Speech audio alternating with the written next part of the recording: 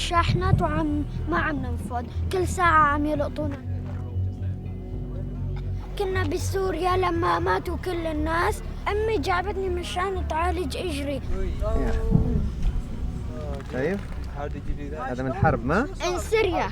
كنت عم بلعب برا، اجاني الجيش قال لي تعال اشتري لك شيء. رحت خطفوني داسوا علي بالسيارة. ما بعرف شو بدي اقول له، انا ضايع هون مع امي. Tensions have been rising in the port of Calais just last week. Migrants in Calais chase after a lorry bound for England. One man leaps aboard, helped in. It's in broad daylight. With striking ferry workers causing travel chaos in the French port of Calais, TV news has been full of dramatic scenes, queuing lorries and desperate migrants trying to break into them to get to the UK. We've got to do more to make sure that Britain is a less easy place for illegal migrants to come to. But away from the motorways and port, something different is happening in Calais. The new migrant camp is growing fast and becoming permanent. Those living here are part of Europe's growing refugee crisis. Huge numbers of people fleeing poverty and conflict. Now they face a new challenge: life in the jungle.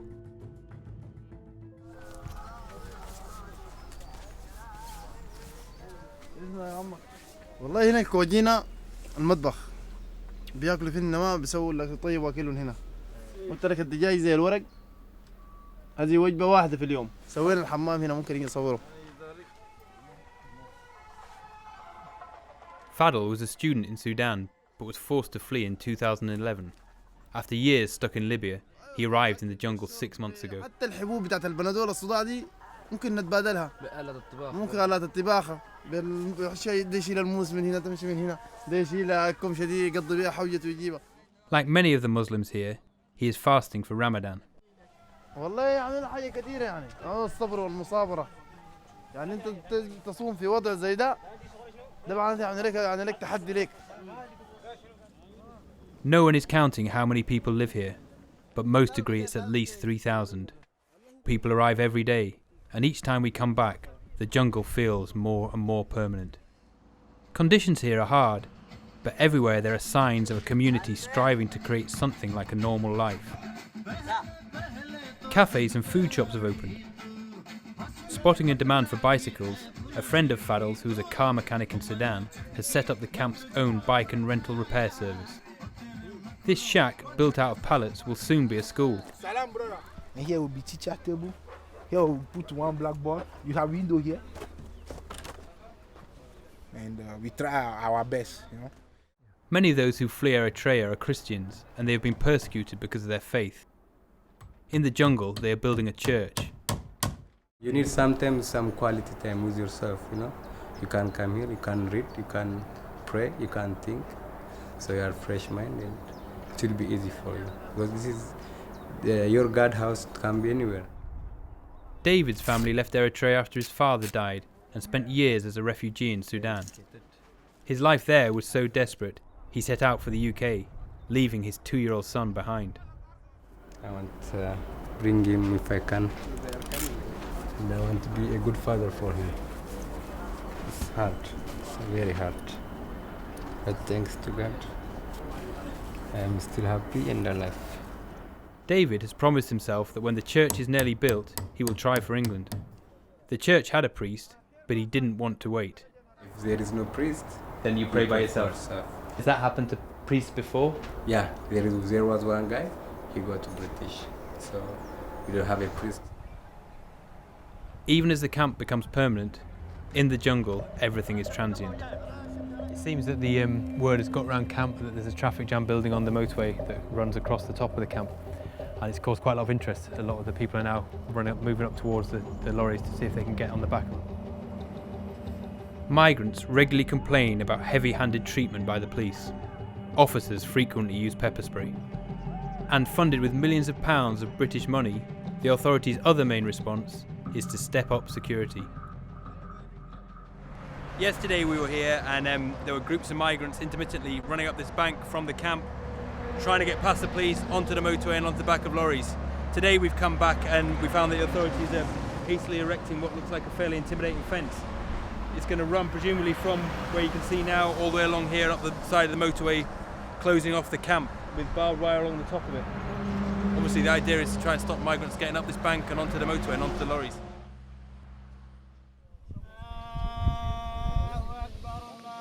Fadl and his friends are preparing for iftar, when they will break their fast.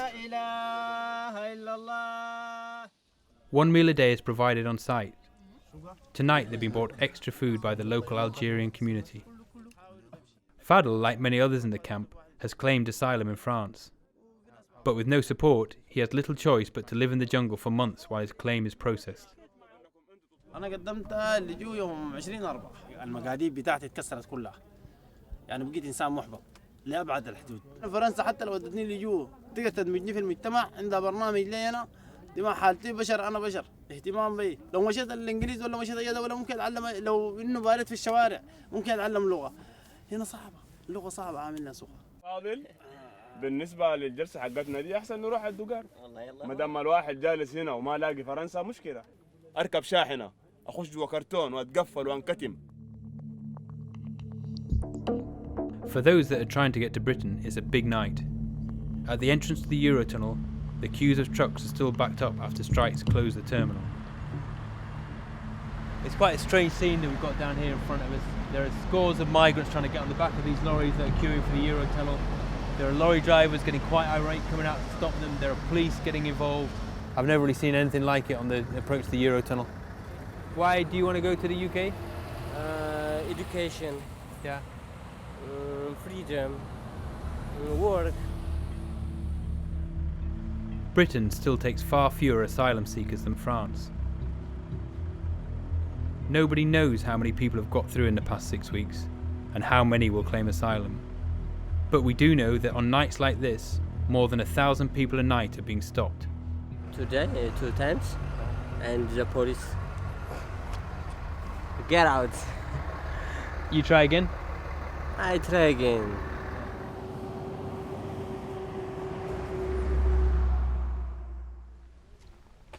We come back to Calais for a third trip 2 weeks later. The fence between the motorway and the jungle is now complete. Another way out closed off. But migrants are still arriving. This is when we meet 8-year-old Khalid, the Syrian boy with a badly injured leg. He had just arrived with his mother. نحن هذا رابع يوم. لا البابا فين؟ بابا؟ ايه؟ مات. أهلاً. هذا صاحبي. 3 years ago, Khalid and his mother fled their home city of Aleppo, which has been devastated by the war. Since then, they have moved from country to country, trying to find somewhere to settle and to get treatment for Khalid's leg. طبعاً أول ما فتت استغربت من الوضع إنه عايشين بالغابة قطعنا أخطر من هيك. عندي أمل وثقة بالله كبيرة إنه الله ينجي هالولد. The mood around the camp, though, is gloomy. Word is spreading that several people have died trying to get onto trains and lorries.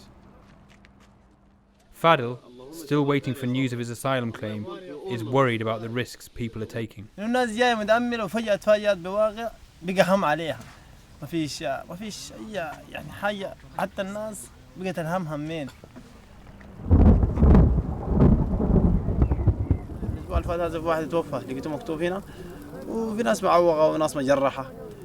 حتى في ناس في المستشفى في ناس ما في حد شافهم.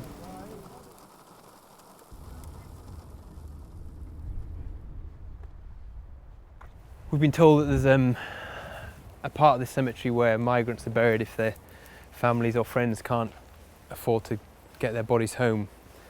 And then about 10 minutes ago we were told that there's been a baby, an unborn baby that died when its mother fell off a lorry a few days ago, and she had a miscarriage.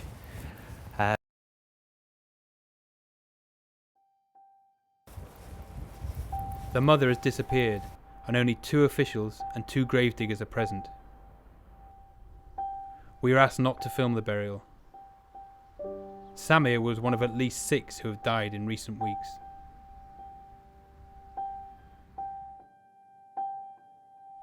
We arrive back at the camp and find Khalid's tent empty. By chance, we catch up with them as they're setting off. They have a 2-hour walk to the Eurotunnel terminal.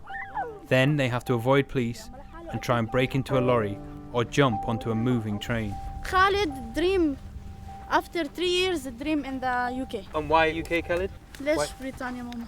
My school and my passport and my nationality and to make my leg. I love so much UK.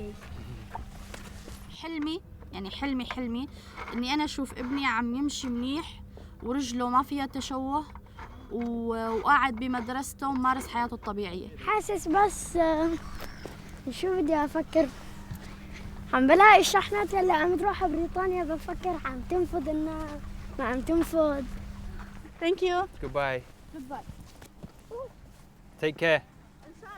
Other people in their group had become nervous and we were asked to stop filming.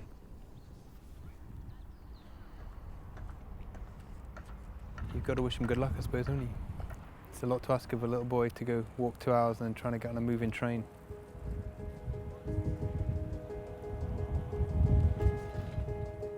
Fadl, meanwhile, is going to school.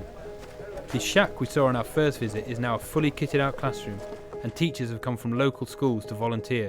Je suis à Calais. Librairie. Voilà. Je suis perdu, indiquez-moi le chemin. Je suis perdu. Perdu. Oui, je suis perdu.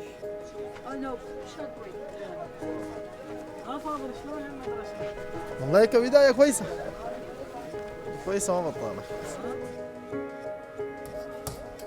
The church is also almost complete. We ask around for David, but people say he's gone.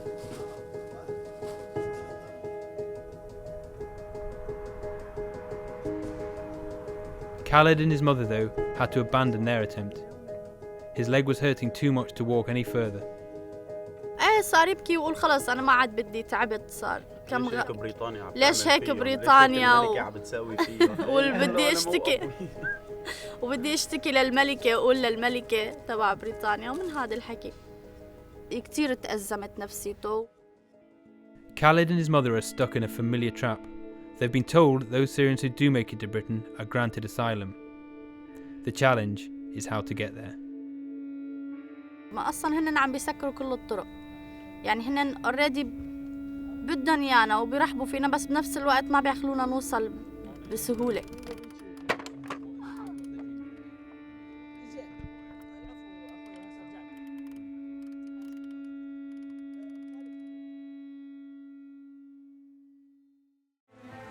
How many children? That was the most riskiest part of life that I've taken, this journey.